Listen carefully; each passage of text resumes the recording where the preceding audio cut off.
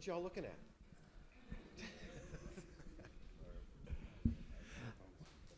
Hi, everybody. Ooh, hot mic, hot mic. Hi, everybody.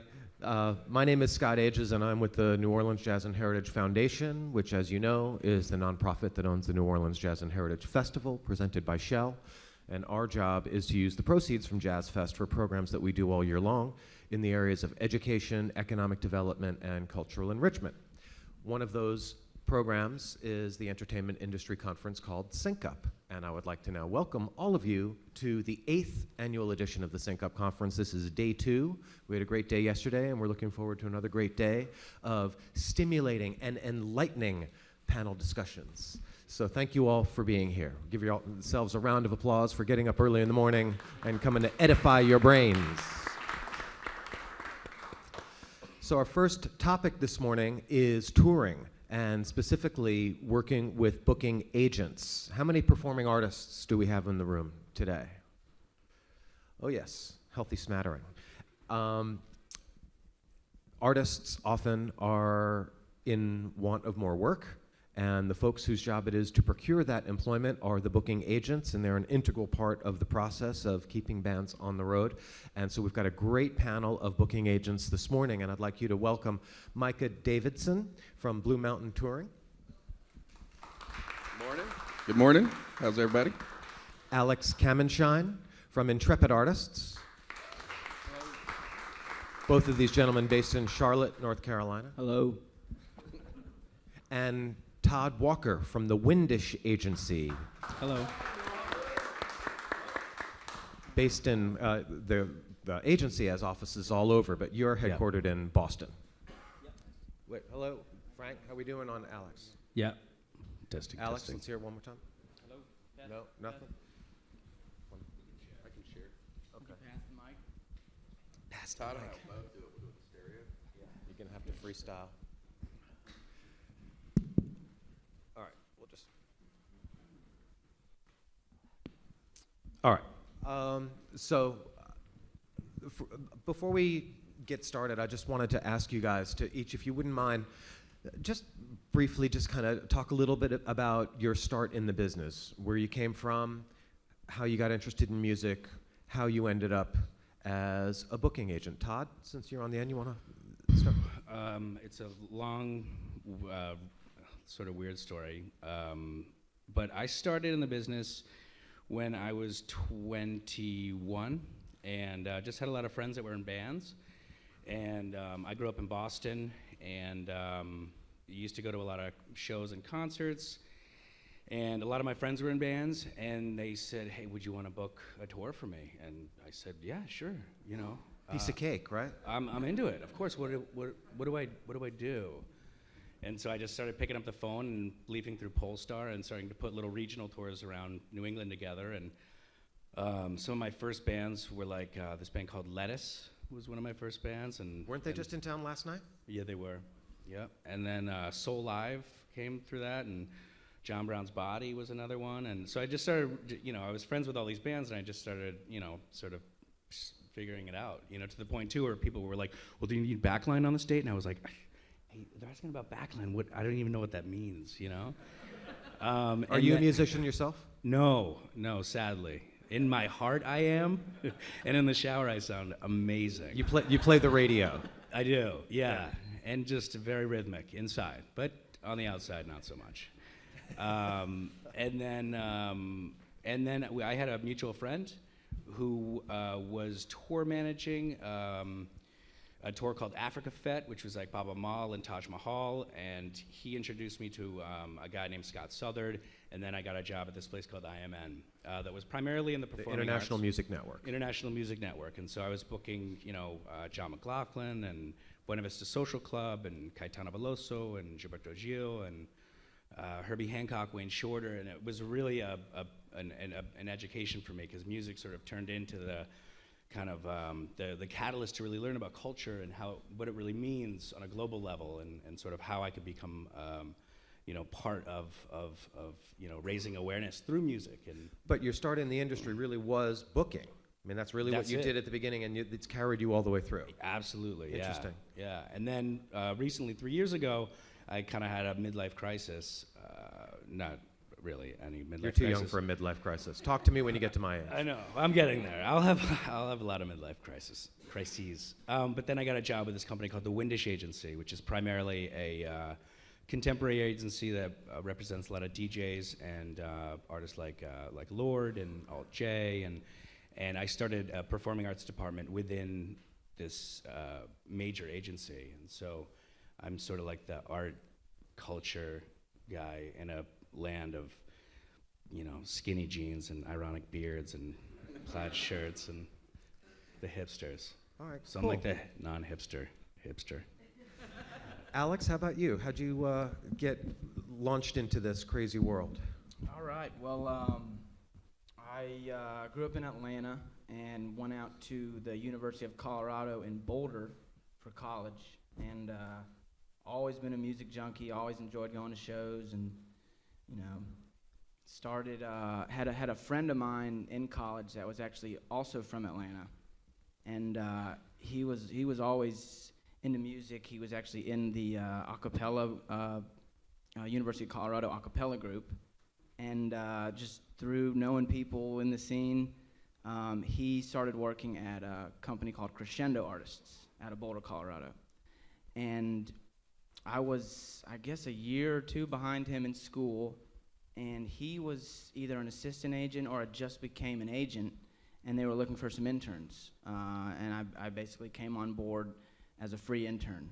I didn't know anything about what it meant to be a booking agent. All I knew was that I enjoyed music, and it sounded like a cool job, and just started, helping out with stuff here and there, helping with contracts at first and collecting deposits, all the fun all the fun administration stuff, and then one of the guys kind of took me under their wing and allowed me to help book some dates, and kind of made me an assistant. And then one of the agents actually left and moved to another agency out west, and then the guy that brought me into the company just kind of decided that he was more fit to be a performer. He didn't like working on the business side. And I just kind of worked my way up the ladder, and within about a year and a half, I was a full-time booking agent. Started work, Crescendo worked with a lot of roots music. We did a lot of bluegrass, Green Sky Bluegrass. We helped Yonder Mountain String Band get their start. We also worked with a lot of New Orleans bands like Papa Molly, Henry Butler. We did some stuff with Deep Banana Blackout and the Wild Magnolias. And then I worked there for about 5 years, and then I moved over to Intrepid Artists out of Charlotte, North Carolina, just 11 months ago, and that's when I got introduced to the blues. Not that I didn't know about the blues before, but traditionally a blues. That's when you got the blues. That's where I got the blues. Yeah, and then here I am. That's about it. And Micah, you grew up wanting to be a rock star. Yes. That's all. Moving you right need to along. know. Yes. No, sorry. Well, I actually did, and I toured. I'm a bass player, and I toured in bands for about 6 years, and then while I was not on the road for a little while, I kind of walked away from playing and from the industry for a little while, and I actually got a job as a bar manager at a golf club, which is obviously way different than being in this industry. But it allowed me to actually have a lot of time to sort of sit around, because you only really, at a golf club, if you're managing it, you only have to really work like 3 days a week. So I missed doing shows, and so what I actually did was I got more involved on the scene as far as the local scene was concerned, and I started a nonprofit production company called the Carolina Live Music Society, and we started producing shows at a lot of shows, or at a lot of the venues in Charlotte, and that's kind of how I forced my way in, so to speak, to the industry. I sort of created my own position, and through that, I was working shows throughout Charlotte, and a few shows in Asheville, and a few shows in Greensboro. And one of the venues decided that they needed a full-time talent buyer, which was a venue called the Double Door. I don't know if any of y'all have heard of it in Charlotte, and if you touring musicians or not, but it's been there for 40 years. I think it's the oldest blues venue in the country under the same owner. I don't think it's the oldest blues venue. I think it's the second oldest blues venue in the country, but it's the oldest one under the same owner. And I ran the club for about 5 years, and about 3 years into doing that, Hugh Southard, who owns Blue Mountain Artists, which is also based out of Charlotte, called me up and he said, I think you'd be a good asset to the agency, but I'm going to bring you in as an assist, or I'm going to bring you in as my assistant. So he wanted me to help him with management side of things because I'm a musician and I ran a venue, so I understand that side of the industry and I can speak that kind of lingo, talking about backline and so on, and advancing shows and promoting shows and all of these different things. And about 3 months into that, he decided to fire the Deep South agent, and he fired him right before Christmas. And so, I don't know, I'm sure you guys can agree to this, that I probably, well, not just that, it's not very fair to him, but that meant that he turned to me, and without any booking training of any kind, he turned to me and said, by the way, on January 2nd, you're going to be a full-time agent, and we've got 60 bands on our roster, and you're going to handle this entire territory, and go. And so that's how I actually became an agent. And from January 1st through mid-April, I think is probably where we do the majority of the business. So it really was like thrown to the wolves for me to become an agent. And then about 6 months into doing that, I was still continuing to run the venue. And 6 months into doing that, I decided I wanted to do something else also. So I started producing festivals. So I produce 3 festivals a year, and I'm an agent. And that's where I'm at. All right. Well, I'm sure the audience has questions of their own, and I'd like to save as much time as possible to get to those, but I also have quite a few off the top of my head that I would like to try to get to. So first one is, we have often said, it's kind of a rule of thumb, that it's been harder to get a booking agent than it's been to get a record deal. Do you think that that is still the case? You've been in this. Is it harder to get signed by an agency than it is to get signed by a record You've been in the label? industry the longest, it sounds like. I would think that would be a solid I think question. agents, I don't know. I think finding an agent and finding a publicist is way more important than finding a record label at this stage, you know? I mean, the record label's landscape is vastly different. It's going to continue changing, in the next sort of 5 to 10 years. I think it's hard to find a booking agent. I mean, I think some of the key things in finding a booking agent is sort of, how does your team really, how's it set up? Do you have a publicist? Do you have a manager that's on top of stuff? Do you have a strategy? I mean, we all work with a million different bands who are pulling us in all different directions and have different, manager issues. All right, let regularly, me put this another I way. mean, Nowadays, with the advent of digital technology and the internet and everything, and the sort of explosion and demise of the recorded music industry, maybe it's, if not easier, then more feasible than it's ever been for artists to release their own recordings and distribute them, right? I would agree with that, and I think a good, solid example, it would be Snarky Puppy. Snarky Puppy in the past 3 years, I don't know how many of y'all are familiar with them or not, but I think it's maybe the last 3 years, they went from a band who was playing in a lot of 200 cap rooms to now headlining the jazz tent, at Jazz Fest, and they're playing in 1,000 cap rooms, and in some venues they're playing in 2,000 cap rooms, and the bass player, who's the leader of the band, started his own label called Ground Up. Now, he did it as a division of another label. He went to them and said, I want to release my own stuff, and I want to start a separate division that also doesn't focus on genres. Right. But that's how, and they've done it through digital media also. Well, okay, so if it's easier now or more feasible now, it's not easy, but it's more doable for an artist to get their own recordings out there, is it also true that it's easier for artists to book their own gigs? I hope not. Then we're out of jobs up here. That's pretty much what I was figuring you would say, but I wanted to ask the question anyway. No, I think a lot of what really helps take a band outside of their home market onto the national circuit and getting the gigs that they're looking for outside of the menu venues and whatnot is really I'm not going to say that there aren't promoters that won't deal with agents, but I just think, or promoters that won't deal with artists. But I just think those artists probably lack those relationships and those contacts. And I think a lot of this what it means to be a booking agent, and getting those gigs when it's, a very competitive market out there, really comes back to having, that relationship that you've been working on for years, dealing with the promoter, and he trusts that, you're going to bring quality music to him. And Well, is it that the artists don't have the relationship with the talent buyers and promoters, or is that the talent buyers and promoters don't want to deal with artists? Yeah, I think it's a combination of both, But I always try and sort of, especially with new artists. I mean, I think there's a misconception where new artists are sort of like, my God, I gotta get a booking agent, and then I'm off to the races. And it's just not like that. We live in a very, very saturated marketplace right now, and people are incredibly distracted by so many different new bands and things like this. And I really try and sort of push artists to, cultivate their own regions and figure out how to book their own stuff and really get a good handle on exactly where they fit in this crazy saturated marketplace. Then they can come to, an agent and say, well, this is what we've done and this is what we think we can do. Let's try and figure out how to do it together.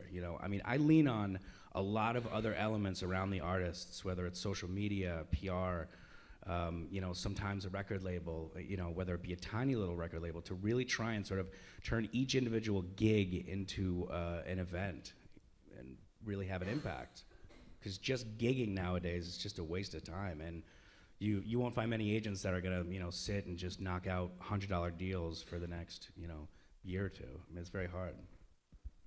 I think there's, to take that a little bit further, I think you also find bands that they want to get an agent, and because they're not willing to do the work, in this day and age, I mean, the economy's bouncing back, and that's fine, but buyers, I think, are still truly basing it solely on what you're doing ticket sales-wise. And if you have digital media behind you, and if you have a whole machine behind you and stuff, when they're buying, especially on a club level, for sure.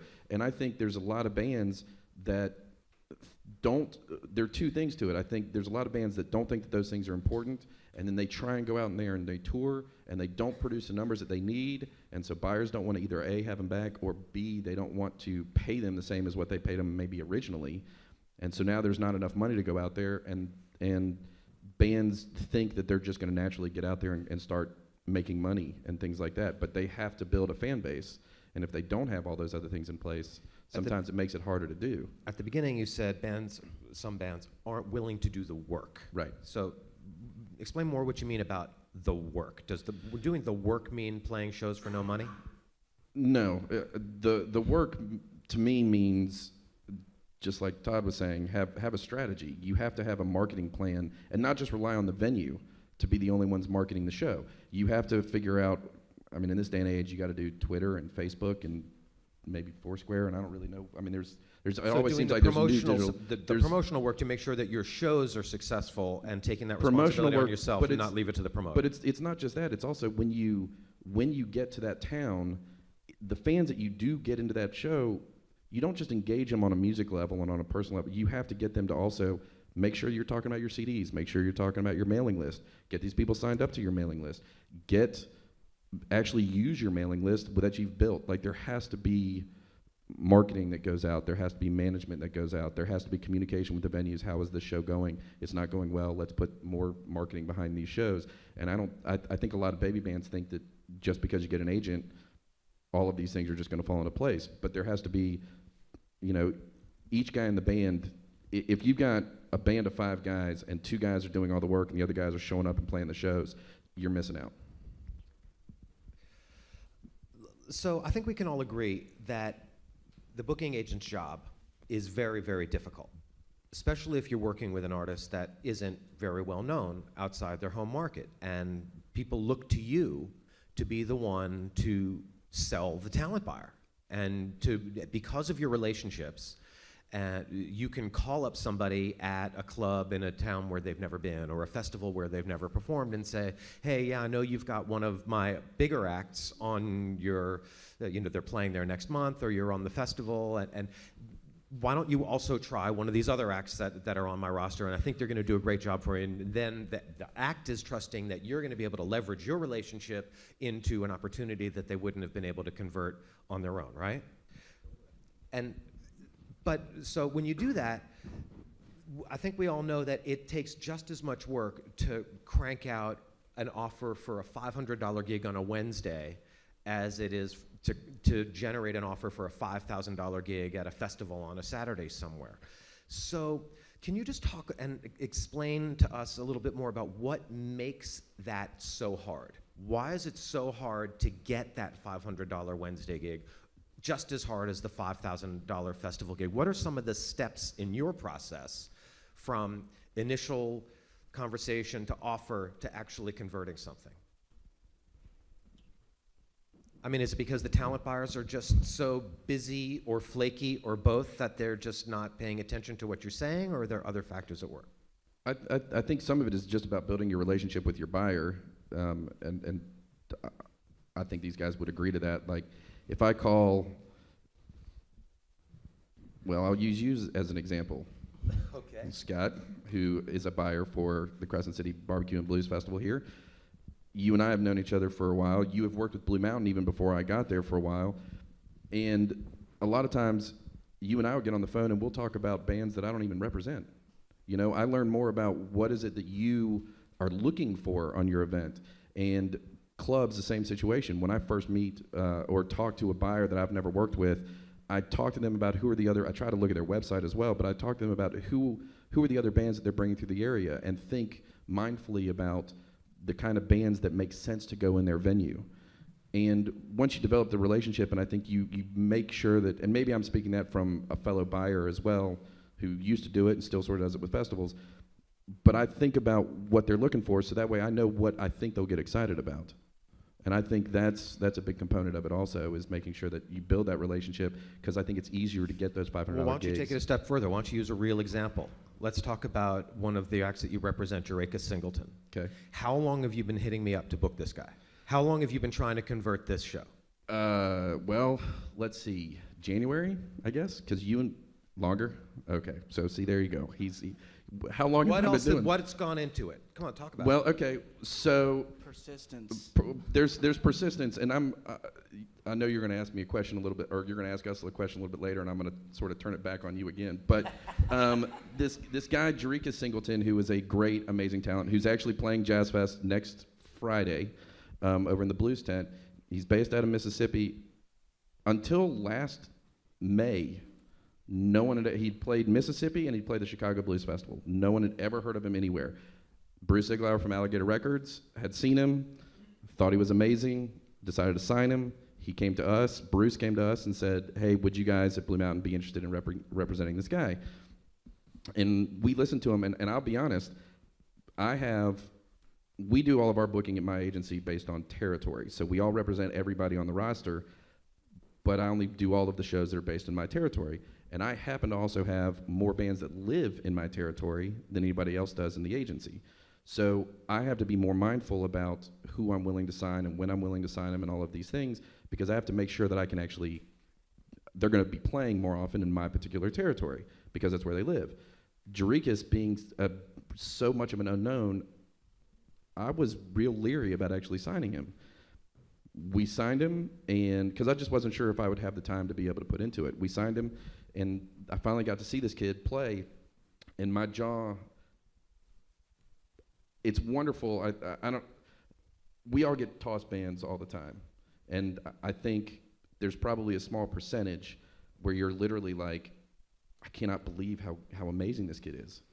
And so I think it was after Jazz Fest that we confirmed him on Jazz Fest, but I reached out to you and I said, listen, I don't know when you're starting. I know you usually start around January-ish, but here's a kid you got to check out. I'm going to send you videos on this. You really need to get behind him. I think I popped you an email first, and I said, give me a call. I want to explain this guy to you over the phone.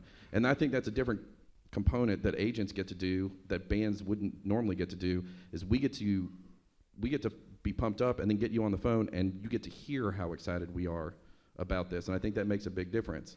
And so I called you and I said, look, here's videos, you got to check this guy out. By the way, Jazz Fest has him also. I've got him playing with the Funky Meters in January. You need to go check out the show. And I'm going to just continue to basically bombard you with information on this guy until you cave. Exactly. And then he was coming through town. Yeah. He was on a show at Tipitina's, Yep.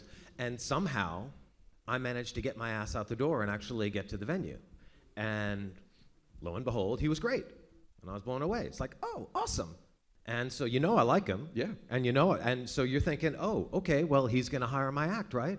Have you gotten an offer yet? I have not got an offer. Right, and that's he my is, point. As of 2 weeks ago, Scott had me hold, I think, three different artists on my roster for the festival, and I'm still waiting on an offer. And I figured I'd see you. Maybe I'd give you a little nudge with the shoulder. So I think after I'm this winning panel on a you're going to few get as an well. offer.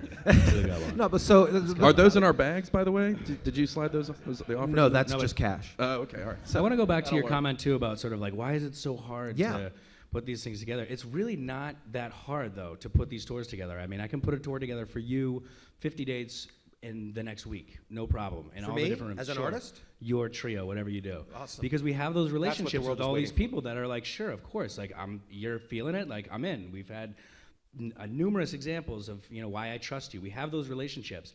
But if we put a tour together and nobody comes, then it sort of screws up my relationship as far as trust and the reliance that talent buyer has on me. And it sort of people have short attention spans. So that the Scott trio is not going to be touring too much longer because it's like, oh man, he didn't really sell tickets, and we can leverage opportunities. But we're at so festivals. good. Why aren't we selling tickets? Man, if I could, if everything was based on being so good, I'd be a really rich man. But we can definitely leverage opportunities. Like the jazz festival. I've got like Cassandra Wilson, playing this Billie Holiday thing, and then that conversation turned into like, do you have anything Mexican? Do you have anything of this sort of like heritage? And then that turned into a La Santa Cecilia conversation.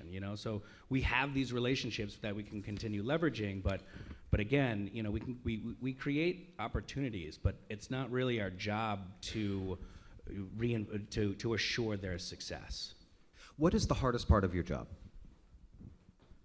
The level of emails nowadays is like insane. My wife calls my phone my mistress. Yes. It's terrible. It's like it's out of control. But whatever. We just always email. Alex, what's the difference between a good day and a bad day? What makes life either enjoyable or miserable?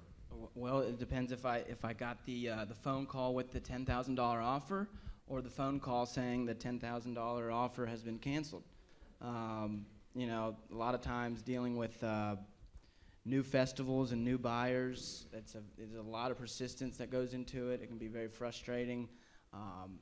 Not everyone is the most, professional. Dealing with different size venues, different types of promoters. There's a lot of characters that you have to deal with. How do you straddle the line between persistence and being a pain in the ass? Oh, I'm a big pain in the ass. Well, I wasn't going to bring that up, but no. How do you? And go ahead. I think that is where I kind of feel like I use like maybe we all good agents do, but I use like an older school kind of method where I balance my emails with phone calls. Like I feel like if I'm frustrated about the way a deal went or something, I can express that frustration over a phone call without burning a bridge or being misinterpreted over text on an email. I think sometimes emails can be misinterpreted, and there's like a tone you can use in a phone call that can kind of help bridge that gap. That is definitely a quickly dying art, is knowing when it's right to send an email, when it's right to pick up the phone, when it's right to have a face-to-face, and understanding that the level of complexity. That's quickly dying. Well, Go ahead. So this was the question I was going to turn back around on you. So I knew you know this. What as a buyer for all the bands that either don't have an agent or do have an agent and aren't sure how their agent does things, as a buyer, how do you feel? Like, how do you judge? I would assume, depending on your relationship with the agent, will also affect how you feel about their persistency. If there's somebody who you've got a really good, solid working relationship, whether they email you once a day or 12 times a day or 12 times a week or whatever it may be, how do you feel about that? I respect persistence, and I recognize that folks are trying to do their jobs. It goes into that relationship, and I want to talk a little bit more about how to develop that relationship as well. And it's, for me, as a buyer, I try to provide as much information as I can on the status of the deal, you know, and I'll tell you, I'll be candid with you, I'm waiting for a committee to sign off on this, or I'm waiting for a budget to be approved before I can submit these offers, or something. I've got roadblocks that I have to deal with that are preventing you from getting the information that you need, so I try to provide that. How you react to that tells me about you and how I want to, and how I'm going to perceive you, and my perception of you has a lot to do with that relationship, and it's not whether or not I'm going to want to book the band, but it just goes into how I think we're going to work together in the long term. Like, I guess what I'm thinking in my mind is, I would rather get an email from an agent that is waiting on an offer every week or every 2 weeks or once a month, so I know that they're following up and just doing their job. I would prefer that to one email once every 3 months or 6 months from an agent that I never hear from, and then just all of a sudden, out of the blue, it's like, hey, whatever happened to that offer? I'm like, huh? I thought you forgot about me a long time ago. So, But I was first told. and then you disappeared, and I never heard from you again. So it's a two-way street. So this gets into another bit. How do you develop a relationship with a buyer over email? Somebody that you've never met. You know, we hadn't really met each other face to face. Lots of exclamation points and smiley faces.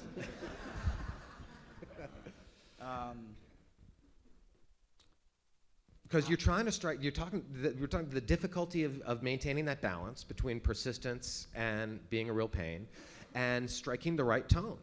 And that's a hard thing to judge. You're trying to pick up clues for me on how often is the right time to hit me up, when is the best time to hit me up, and if you get me in January, am I already booked, or am I not even thinking about that event because I've got 4 other events in the queue ahead of it that I've got to deal with?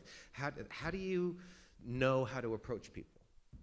I mean, I definitely have I have people that I work with that I've never spoken to on the phone that just won't pick up the phone, or that's just the best way that they like to handle their business. But yeah, it's just like, again, picking up clues and trying to sort of do a little bit more research and my due diligence before I go in and kind of pitch something. You know, if I am pitching a African artist to a blues festival, they're sort of like, well, why are you hitting me like this? And they almost sort of, are a little bit taken aback that you didn't do the research and things like that. So I really try and sort of put a lot of effort into, understanding what they program, what do they do, what really works, what doesn't work for them.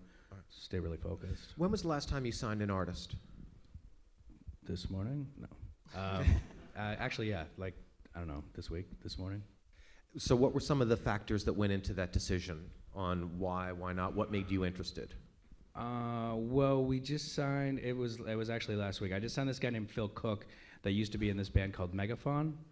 And he has a really great manager that has another really great roster of artists like Bon Iver and Sylvan Esso, and so he hit us up because Phil's work, my touring strategy, I have a little bit of a niche where I kind of work artists in the performing arts world and then also in the commercial world, and try and sort of have a really diverse approach on where and how I book artists. So, somebody recommended me and said I was probably the best bet for that particular artist, and we worked. He sent me the record, and it was incredible. And I said, let's do this. And that was enough. And he has just a great plan. record. There had to be more to go into the decision than that. Well, he has a great manager. Well, first and foremost, the record slayed me, and I really was a big fan of Megaphon, back in the day. And, it sort of has that kind of Americana, indie Americana kind of vibe to it, Do you have to be in love with the music before you'll think about an artist? Absolutely, yeah. I mean, I'm not just going to sign something because some bigwig manager and some, bigwig label was like, you got to do this. But if you're not a metal guy, and I don't think I'm metal. I mean, that's when I'm sort of like, why would you call me? Look at my roster. I have nothing to do with metal. I mean, I get the let out every now and then. Believe it. But, Are you cool with signing a band that doesn't have a manager? It's hard. It's hard for me. I do have artists that don't have managers, but I feel like a manager is a really great navigator, and an artist is an artist, and I think that when you can keep your focus on the art, and then the manager can sort of like oversee some of the strategy and things like that, it's sort of a better working relationship. Alex, do you have to love the music before you'll even consider signing a band? Yeah, for me, yeah. I like to work with, music that I feel confident about, and it definitely helps me sell a band that I believe in, has what it takes musically. It's also important for me that the people are, good people. It's a long-term relationship, and if they aren't managed, we do work with a couple of bands that don't have an outside manager, but they all have like a band leader that sort of assumes that role and does a good job wearing that hat, and can kind of help steer the ship. When was the last time you signed an act? Earlier, I guess it was probably, we signed a few this quarter. I'd say the most recent one was a band that actually I re-signed at the beginning of this year, a band called The Congress. I worked with them at Crescendo, and then I left Crescendo, and then they actually followed me over to Intrepid. And good for you. Yeah. That's great. When was the last time that you were considering signing an act and ultimately passed? What were some of the factors that tipped the scale in favor of not going with that artist? I mean, we get submissions, and we have conversations about signing bands all the time. It could go on what Todd was saying, that it just doesn't work with our genre. I don't feel like I'm the best agent for... No, I mean somebody that you were like really looking at. Okay. And you were really seriously considering it, and then ultimately you were like, you know what, I don't think so. Micah? Well, You don't have to name names, but just talk about the circumstance. There's a certain artist that All right, who was it? that I will not name, but this was actually something that would have been a re-sign because we had worked with this person in the past, this band in the past, and So you knew what you'd be getting into. I knew what I'd be getting into, and they came back to us to some extent with their tail between their legs, so to speak. But they came back to us, and they're actually a band. They're a really, really great band, and they make pretty good money. But they don't have a proper manager. They don't have proper social media and all of those things and marketing behind them. And they themselves are somewhat of a cluster. And there's just drama constantly around it. And it's So one they're of those just a things where mess. Too many it's a cooks in the mess. kitchen. It's not even that. It's literally almost like if it's a prime example of somebody standing in their own way, and they know how good they are, but they refuse to listen to anybody else, and they want to do things their own way, and they're the real reason why they continue to sort of fall, so to speak. And so you said to them, there's this great agency in the same town called Intrepid. You guys Yes, should really call them. Yes, actually, I sent them to Piedmont. I think. I think, yeah. That's an insider's when joke. when it's somebody who we really don't like, we send them to Piedmont. Okay. We don't send them to Intrepid. But it's No, but the factors that you were like, well, stay yeah, away. because you have to realize that besides all of these other issues that go on, you have to think about how much time is it going to take. How much time is it going to take away from all of the artists who are either A, doing things right, or doing things a lot more right than that particular artist? And if I'm going to spend half of my day, you asked the question earlier, what's the difference between a good day and a bad day? And I don't think there's an easy way to answer that question, because your best day in the world could totally flip on its head at 5 o'clock before you leave the office or something like that. But I think you have to think about, how are you best, as an agent, how am I best going to be served managing my time throughout my entire roster? Whether you've got one band or you've got 12 bands, or 60 bands or whatever, I think you have to think about that. And so when we looked at this artist, we realized that we spent so much time talking about all of these issues that the artist had when we used to work with them, that it didn't make any sense. We knew it was just going to take too much time to deal with it now. Do any of y'all have any questions? If you do, use the microphone, please. Anybody? All right, well, while we're Waiting for somebody to be brave. Todd, I want to ask you, when was the last time that you were seriously considering a band and ultimately elected not to sign them? Yeah, last week I passed on a band that I just loved, and they're awesome, and they've got this incredible manager, and the team's all there, and it just, for me, it was a band that was going to need a lot of attention, and I'm trying to get more honest with myself on like what kind of time I had, and the more I thought about it, I was like, I don't have the time, and I rely on my assistants and stuff like that go out and really help to get holds and stuff like that and route stuff, and it was just too much. So it was just painful because I love this band. One of you guys should definitely sign them. How do they do financially? We'll talk after. What's like an average? They're big. I mean, they're like blowing up in like their own country right now, but it hasn't really happened over here, you know. So, I mean, I don't know. So it would may have been happen. a total development project in this country. Yeah, not a total, but just a lot of work, And a lot of work to get $1,000 offer in the third market somewhere. And like I'm in the middle of a little bit of, I need to drop some bands right now. My boss is on a tear. He's like, we gotta drop some bands. So I'm focused on dropping some bands right now, So how are you going to decide which bands to drop? Is it the ones Great who make the question. least amount of money, or the ones who are the biggest pain in the ass to deal it with? definitely never comes down. I mean, I have bands that make nothing, and then bands that make a lot of money, but it never 100% comes down to money. It's sort of like, is it really working? Is this really working? I mean, if we are gonna get really honest with each other, and if I've been working with a band for a year, maybe 2 years or something, and it's been sort of steady or it's dipped a little bit, it's sort of like, let's be honest. It's not there, and is anything going to change? Maybe, but right now, it's a little bit of a time suck, so I can't really spend the time, Hi. Hello, Scott. All right, so Nice shorts. Thank you.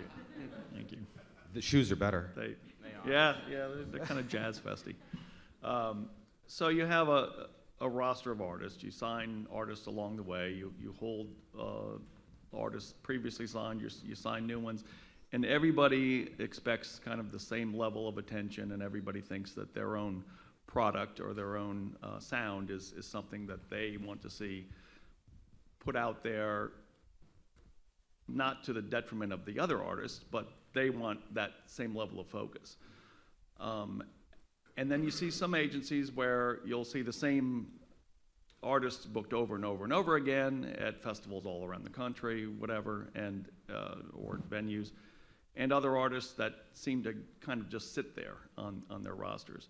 And maybe that's what you're talking about when maybe it's time to cull the herd and to kind of thin out a little bit. But at what point, or is it a balancing act to giving that level of attention to all of your artists versus something that an artist might perceive as a conflict of interest and say, well, hey, my sound is similar to this sound, but you're really focusing on them and you're not giving me the attention I deserve? How do you deal with hurt feelings, with perception of conflict of interest, and that want of attention? Tough question. I definitely think it's a balancing act, for sure, and I think it's a tough question to really be able to answer, because you never want to go to your band and say nobody wants you, because to some extent, I hate to say it, but to some extent, it's a lot of it is the market driving itself on some of that level. Where if you have one band that's in the same genre, you have two bands that are in the same genre, and one band is totally out there playing, and the other one isn't. This is a good example that I can give. Dave Matthews and Agents of Good Roots. And I don't know how many of you guys have ever heard of the band Agents of Good Roots. Probably not a lot of y'all. They're both from Virginia. Years ago, before Dave Matthews broke, Agents of Good Roots and Dave Matthews were breaking at the exact same time. Corin Capshaw was looking to sign one of the two of them, and I actually think he actually signed both of them for a little while. But the reality is only one of them is going to break. And the market dictated which one broke, and it obviously was Dave Matthews. And I think it's just as much our job to find a way to communicate that to some extent to our artists. I try to be honest with the artists as well as myself, and I'm not saying it's totally their fault. It's a balancing act for us. We have to be out there making sure that all of the artists on our roster And I think sometimes it's good to sort of take a step back and say, maybe we have too many people at the moment, and you should go somewhere else because we don't have the time to give you. And there's smaller agencies out there that are just as good. Just because it's a smaller agency doesn't mean that it's not as good an agency. To some extent, depending on the artist, a smaller agency is exactly where they need to be because they can get more focus. So I don't know if that sort of helps or if y'all have any thoughts How do you on that. feel about artists having multiple non-exclusive agents? Is there ever a situation when that's a good thing? Nope, never. No. It's too confusing. I mean, I think we can say just no, never, and that's the truth, but it really does get too confusing. And it's unfortunately on the lower level a common practice where a band will even try and get an agent and say, so listen, we want you to represent us, but we want to still do all of the booking for this particular territory, or we get this room and this festival and this. And it becomes confusing. Or but I'm still going to book my local gigs. Exactly. So all you of can't those book things. anything in my town. And Still going to book all the high-paying gigs. Yes. But you can work on all the $250 to $500 yes, gigs. it's too much of a cluster, and 90% of the agents out there are going to tell you no, thank you. How about letting you handle the U.S. and they have another agent that handles Europe? Yeah, That's I a mean, little different. I mean, we do oversee stuff at Intrepid. We are an all-encompassing, international agency, but I feel like the international versus U.S., that's a little different. There are a lot of bands that have an overseas agent and a U.S. agent, and you don't really, your paths don't cross as much. If you're sharing territories with other agents, then it's different. But if it's clearly cut, that's okay. Hi. Quick question. Is there a directory of some sort that you folks use to find buyers like Scott? Or things like that? Polestar. Yeah. Or is it, Polestar. And just basically that's it? And also the question to him, to Scott here, do you talk to other people other than these kind of guys? Or, you know what I'm saying, do you talk to regular artists or, you know what I'm saying, as far as them trying to get on, on some of the gigs that you might have? You mean in terms of booking? Like, Booking, do I accept submissions from artists directly? Is that what you're Right, asking? right, other than going through. Yes, absolutely. Bands contact me. Bands that don't have agents contact me constantly, and I. Do they have a shot? usually? Absolutely. I book bands without agents all the time because the events that I do are all roots Right, events that are 90% local talent. Okay. 99% of whom have no agent. So, that's fine. I have no problem with that. But there's a big difference between those who come correct and those who don't. Okay, and what is that? Well, I keep a file of the most hideous gig solicitation requests, and because they come in 50 a day. It's like, Really? hey, I want to get on your festival. And your name is, and the kind of music you play is, Right, and you right. do what? Do you have any idea what kind of event that I do? And then there are some that send something that is really concise and to the point, and it's got a YouTube link and a SoundCloud link and a list Okay. of other places of similar size. So those are the things that you're looking for. And then basically. for me, it's mostly, is it in the genre Okay. that the event is, because my events are all genre specific? Is it in the price range that I can afford? Do they have any name recognition whatsoever? Because all things being equal, I'm looking to look for somebody that's going to draw more people. Exactly. But basically, it comes down to whether they present themselves with any semblance of professionalism versus those who don't, which are the majority. Oh, really? Thank you. One thing I want to add, it hasn't been a topic of question necessarily, but to all of those bands that are in here or on the webcast who aren't in here but are paying attention and listening, it's not, Todd sort of touched on this a little bit, it's not always about the money, and we try to not necessarily make it about the money. We want to make sure we're fans of the music for sure. But if you don't have a manager, one thing that we definitely look at is we're going to ask you guys for tour history, and a band most of the time looks at us and they're like, I don't know what that means. You guys, for us, we have a certain level that we don't always stick to this. Jerika Singleton is a prime example of us not sticking to it, but we have a certain criteria that we try to sort of stick with when we're trying to sign somebody. One of the things we ask for is 2 years of financial tour history so we can see how much money you're actually making.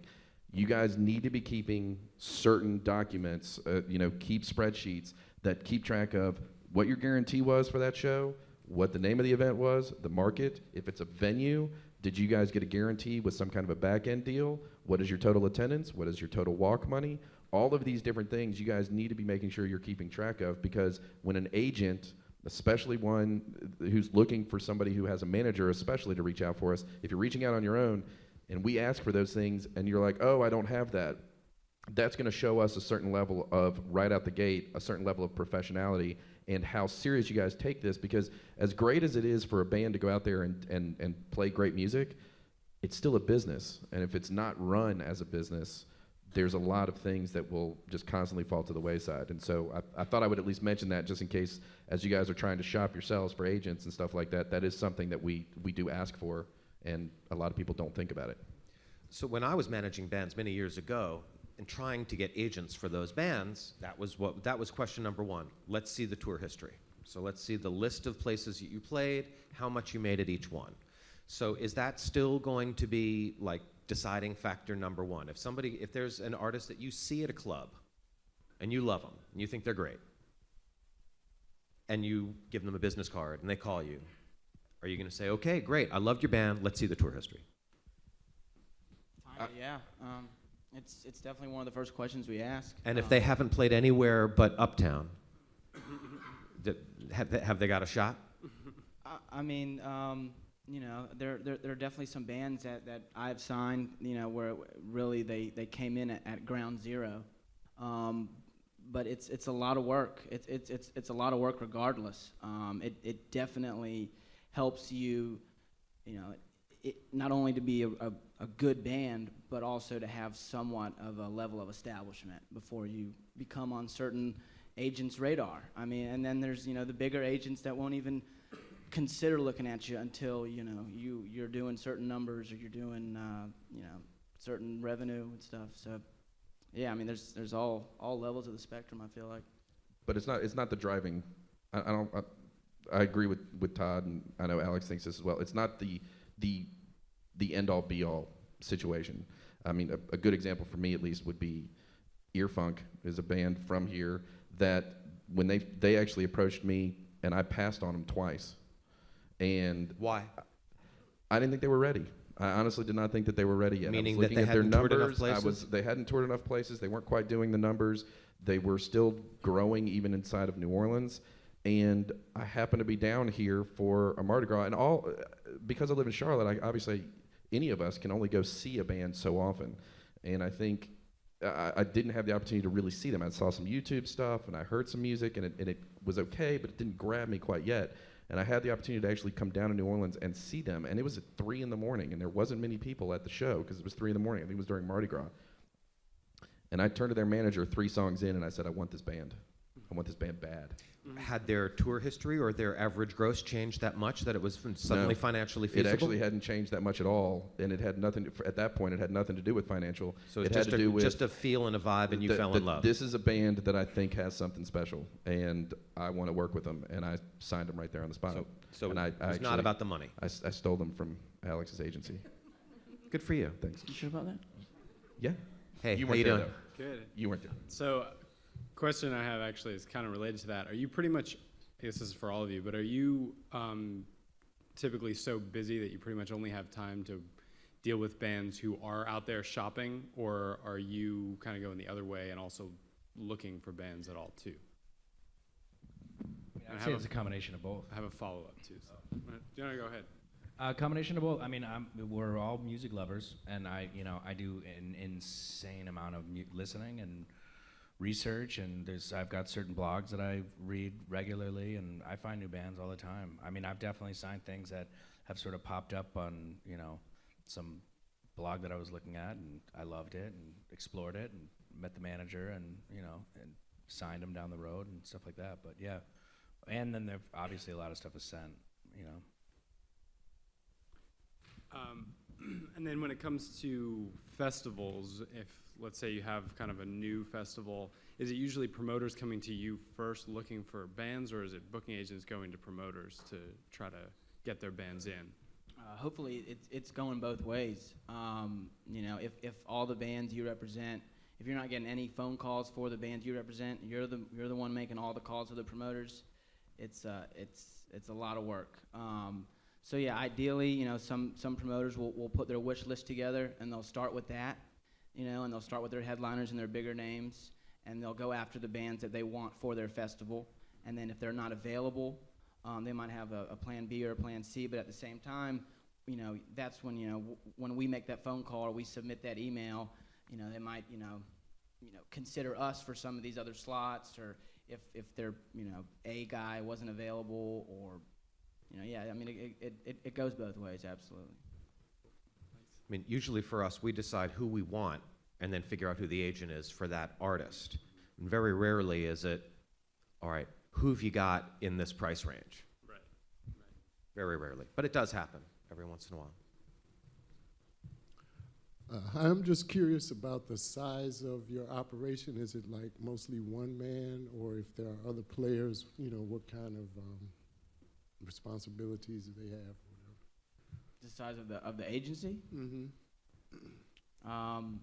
Well, I can't speak on. I know you got a pretty big operation over there. Intrepid, we have 3 U.S. agents, and we do everything by territory. Me and 2 other agents do everything in the U.S., and then we have 2 guys that do everything overseas, and then we have some people that help with, like, you know, contracts and do more like office management stuff. We have about 40 or so very actively touring bands. They're all, you know, working, either doing big tours, and when they're not touring, you know, they want to be working at least, you know, 3-4 days a week. So that's the size of Intrepid. Were you also asking about what size of the artist we're looking, or you were asking about the agency? Okay. Hey, go ahead. Good morning, everybody. Scott, Alex, Todd, Michael. I'm James Alexander from Memphis, Tennessee, and I'd just like to know what viewpoint would you guys take on a band that doesn't have a manager, agent, or anything that does all of that stuff themselves? And, you know, we're trying to expand our horizon. We really not that interested in signing with an agent, but if it comes to that, you know, we will. So I just want to know your take on all of that. This is the booking agent panel. You know that, right? Yeah, I think I remember that. I remember it is a booking agent panel. And while I'm on that, Michael, you know, we have something in common anyway. He's a bass player, and I'm a bass player, so you know, I know we're gonna get along just fine.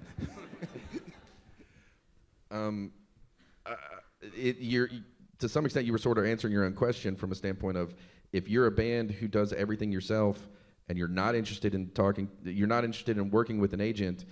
I didn't really say that. No. Yeah. I'm not saying you I said that, specifically. but I maybe contradicted myself. Well,